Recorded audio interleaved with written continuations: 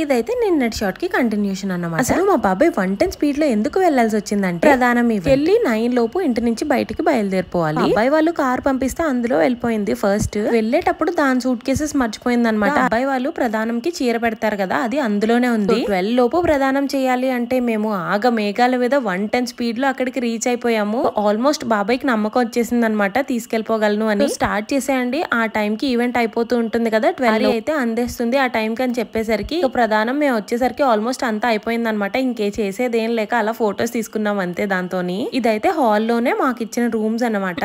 ఇంకా అద్దం కనిపిస్తే మనం వదలంగా, అందులోని లాంగ్ మిర్రర్ ఇంకా వదులుతామా. ఇంకా స్టార్ట్ చేశాను నేను. యాక్చువల్లీ ఈ సారీ చిన్నదైందని చాలా మంది కామెంట్ చేశారు. సారీ చిన్నది అవ్వడం కాదు, నేను అలా కట్టుకున్నాను, నాకు రాక. అమ్మ చెప్పింది అక్కడికి వెళ్ళాక కడతా అని, బట్ తన పనుల్లో తను బిజీగా ఉండిపోయింది అన్నమాట. ఇదైతే హాల్ ఎంట్రన్స్ అన్నమాట, చాలా బాగుంది కదా. మేమైతే కనీసం లాస్ట్ కైనా వచ్చాము. బస్ లో వచ్చిన మా మమ్మీ వాళ్ళు అయితే ఆ కొంచెం కూడా చూడలేకపోయారన్నమాట. ఇంకా పెళ్ళంటే హడావిడే కదండి, బట్ ముహూర్తంకి మాత్రం ఏది జరగాలో అది జరిగిపోవాలి. సో ఇందాక చూసింది అయితే ఎంట్రన్స్, ఇప్పుడైతే హాల్ లోపలికి నేను వెళ్తున్నాను. సో ఇదన్నమాట హాల్. అప్పటికే ప్రధానం అయిపోయింది. ఇదైతే కాలగోర్ల సంబరం ఈవెంట్ అనమాట. చాలా చాలా చాలా బాగుంటుంది. స్పెషల్ సాంగ్ కూడా ఉంది. మిస్ అవ్వకూడదు అనుకుంటే like, share and subscribe to my channel.